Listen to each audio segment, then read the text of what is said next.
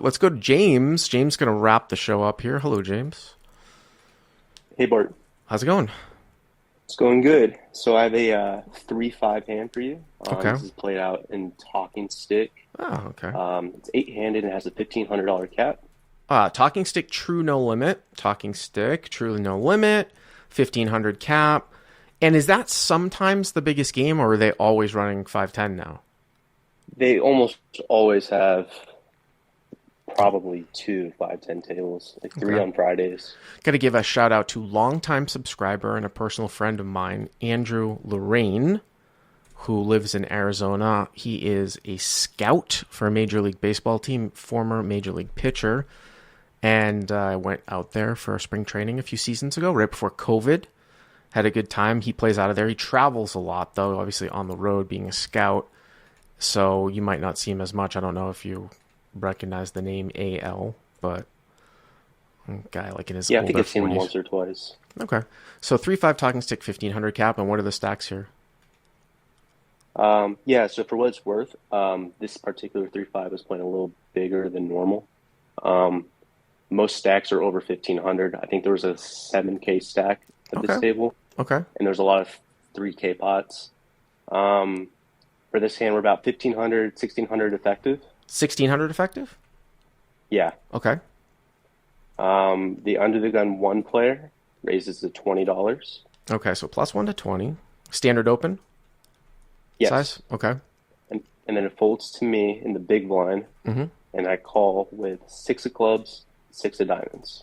So your heads up, you call with pocket sixes. Correct. Okay. I'm going to put. Is there a rake in this game? Yes, this is a rake game, All right. pot rake. All right. So I'm going to put 35. Although it's probably actually less than that. I'm kind of used to California, right? It's 10%, probably up to some cap. Yeah, $5 is the cap. Yeah. So it's probably not. It's probably a little bit larger than 35, but I'll put 35. Okay. hmm Yep. So we go off to a flop of queen of spades, Mm-hmm. ten of spades, Mm-hmm. six of hearts. Okay. So you flop bottom set. Correct. Okay. I check it and he checks it back. I mean, listen, like that's not the type of board that I'm going to lead out with a set, right?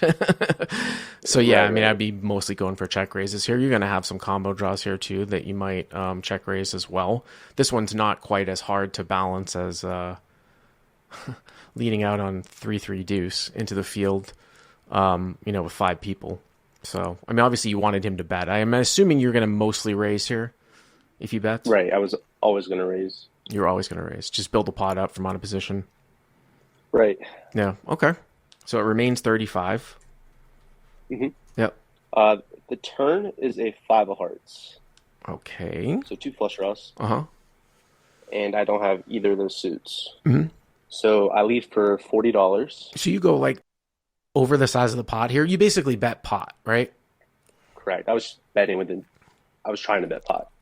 So hero bets 40. One thing of note here too, and it might be a little bit on the tricky side, when the pot is so small, like it is right now, and you're so deep, and again, this is for UCLP subscribers, there was a hand that in the Garrett video that I posted today, where he made I don't know if are you a CLP subscriber, James? Yes, I just subscribed like a week or two ago. Okay, so I want you to watch the hand. I think it was the first hand from the video, but it was when Garrett had 7-7 from today. And he did something that was a little bit non-standard. I wasn't a huge fan of it, but I understand what he was trying to do. He was in the big blind or in the closing action with 7-7 from a few weeks ago in mid-August. And he had flopped a set, and I think the board was like, it might have been like Queen 8-7 or something like that. And, he was going for a check raise and it got checked around. And then the turn was the four of hearts. So it was Queen 8-7-4. So pre-flop raiser, who was to his immediate left, checked. Andy, who was in position, checked behind. Garrett was in in the straddle, and then there was a guy to his right. So it gets checked around on like Queen 8-7. Turn was a 4. Now, the unknown hand from the guy to Garrett's right checks.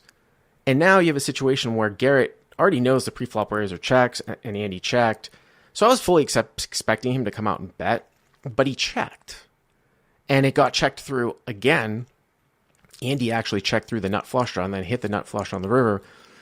But I can sort of see what he was trying to do. Sometimes when the pot is very, very small in a given scenario, you can play it a little bit tricky to get more money in here. So I think sometimes here I actually might go for a check raise because I can see guys possibly checking back some hands that they're going to bet on the turn. And then when you check raise, they're going to be like, what the fuck is going on here? Like, this makes no sense. Just something to consider. Okay. So I didn't have much history with his opponent. This is probably the first decent sized hand I played with him. I would categorize him as a solid player, but I thought he was on the more aggressive side. So when he didn't bet the flop, I was just trying to build a pot. Mm-hmm. But you don't think he's going to fire a turn if you check? I mean, like I said, it's something to have in your back pocket a little bit. And the other thing, though, what I would say, though, is that this is much, much different than Garrett's spot. So, if you're in a situation where instead of it being heads up, let's say this guy opened from +1 and he got 2 callers, and then you call with 6-6, and on the flop it got checked around. He was first to act to your left on the flop, and then 2 guys checked behind, and now the turn was a 5. That's why I would like a lead out there, because there's just no guarantee that anyone's going to really bet on the turn after the preflop raiser checks, and then these 2 guys behind checks. But here, a lot of times the guy will say, listen, I don't have a problem with your bet. It's just, just as an aside. So you go 40, okay? Mm-hmm. No. And then he makes it 125. That's unexpected. Yeah, I was really not expecting that. I figured if he had a spade draw or a straight draw that was there on the flop, he would have done that. He would have bet the flop. So, yeah, and then also too, you'll have some guys that will pull like little stoppish type raises, although it's not common. I mean, usually it would be at least with Queen X, which would be like Queen Jack. Kind of rare for me to see somebody do this with like Jacks or like Ace 10. But there will be sometimes these sort of stoppish raises. What I mean by stoppish raises is somebody that just raises turn to check back river, or pick up some sort of backdoor and is raising turn here with some sort of backdoor.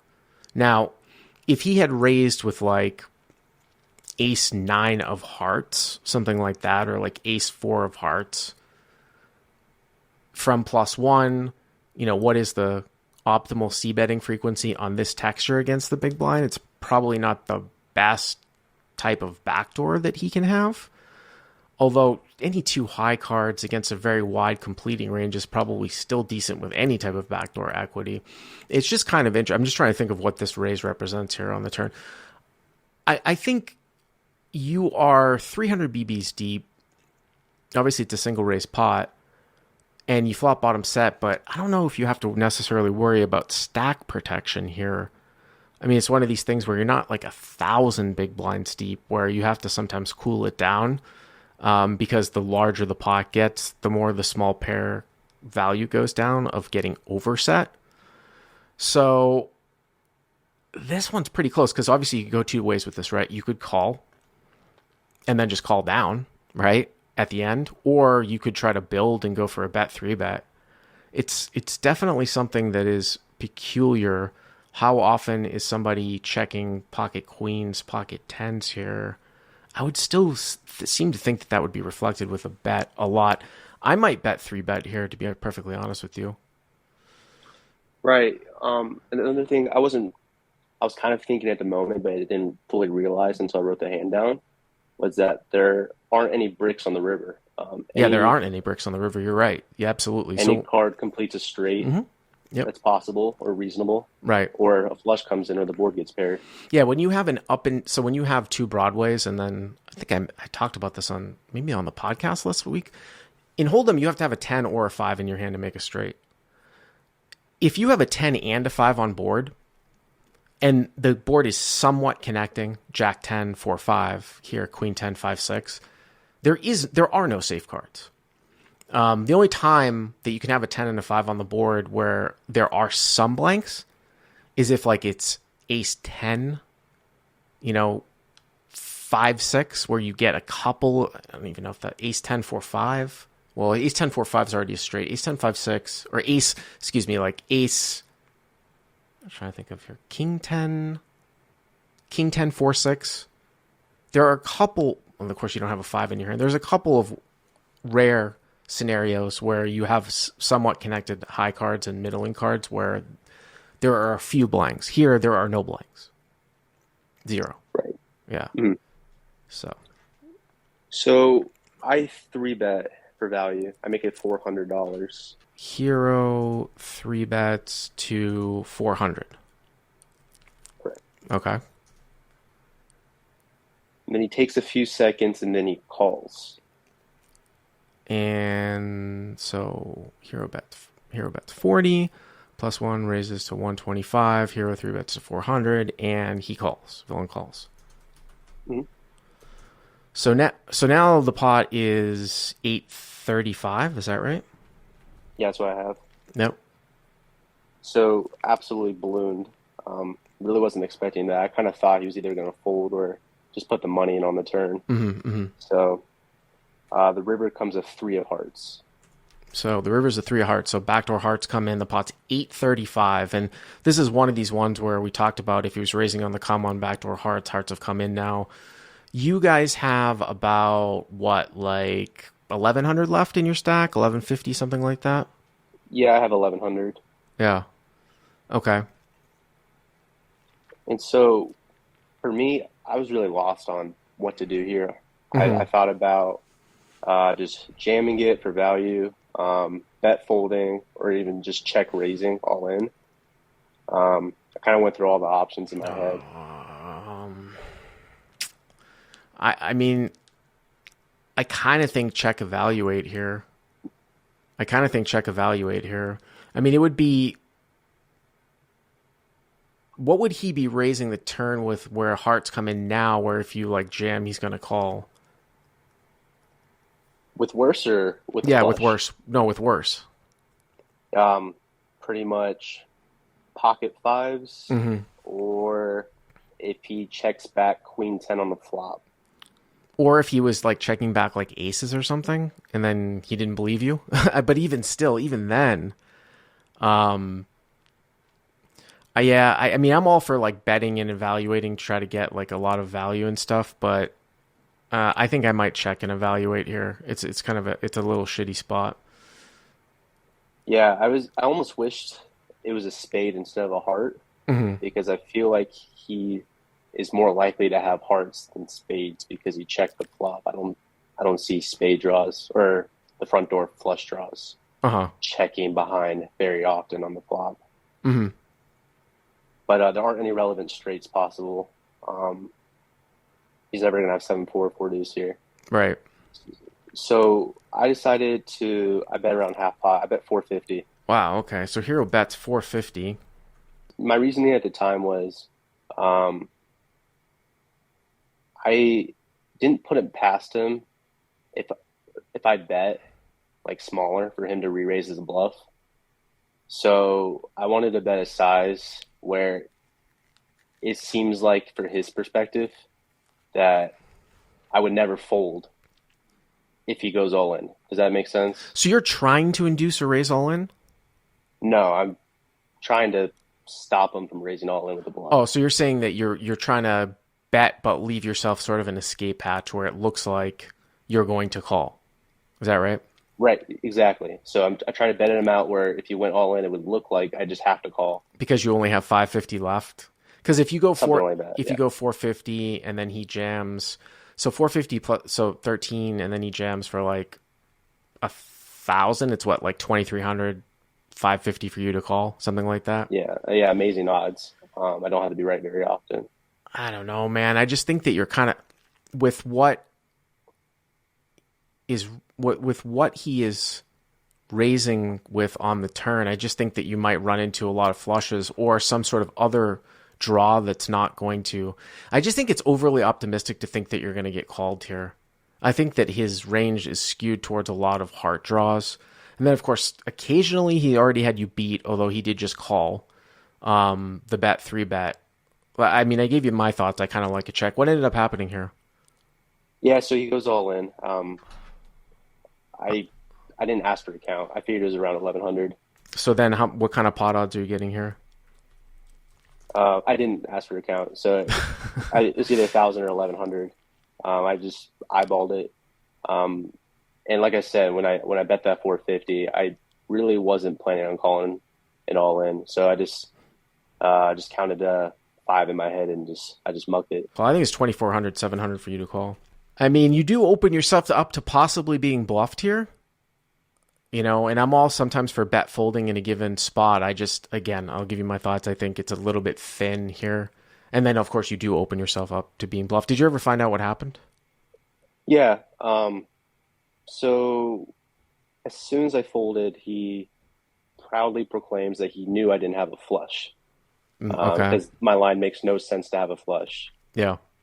Which I guess that has some merit, but I could three bet the turn with some hearts sometimes. And then I go, oh, so you bluffed me. Nice hand. And then he goes, no, I didn't bluff you. I actually merged bet pocket aces. I was trying to get worse to call and better to fold. So what? He's trying to get worse to call, but wait a minute. Repeat that again. Oh, yeah, he said basically he thought I had king queen, and he was trying to get that to call. But if I had a better hand like a set, he thought set would fold. It didn't really make much sense to me. Why would king queen call? Yeah, that was my thought too. I didn't really understand what his thought process was, but he said very specifically he had aces with the ace of spades. I thought that made less sense because the hearts came in, and I could be. That's really bad to do that draws. with aces with the ace of spades for sure. Well, I mean, from the call-in that we did today, I was kind of making mention of this too. We had the hand too. If you guys watch Hustler Casino Live, Mickey, he did the accidental combo bet with that 10-8 hand, and he got JR to fold aces when Keating led with like an 8, if people remember that. And I was like, it's a combo bet. It's good. You just fucking move it, maul it. And he got better to fold and then weaker to call. And then today, the guy accidentally on the video, the cutoff accidentally combo bet the river. Because in general, when I talk about combo bet, it's usually a situation where you get better to fold in terms of made hands and draws to call. And of course, in the river, there are no more draws. So even though I say that there is really no combo bet on the river, I suppose if you go down the rabbit hole of computerized combinations of what hands are supposed to defend with, you could make a case with a specific combo of hand that I think it's way too far out there for anybody, for us to be thinking about that in real time. If you follow what I'm saying, I guess maybe once in a while you have a specific this guy has a specific combination of hand that might get this portion of hands to fold out that's better than him and weaker to call. It doesn't matter because it's definitely not fucking pocket aces with the ace of spades, that's for sure. Yeah, I told him like 15, 20 minutes later, I'm like, there's no way you had aces, actually. I think you had 8-7 of hearts. And then later, I think you could have also had queen 10 of hearts. Yeah. I think those are the two most likely combos that I had to narrow down to an exact hand. But that was pretty much it. Okay. Well, I appreciate the call. Thank you very much.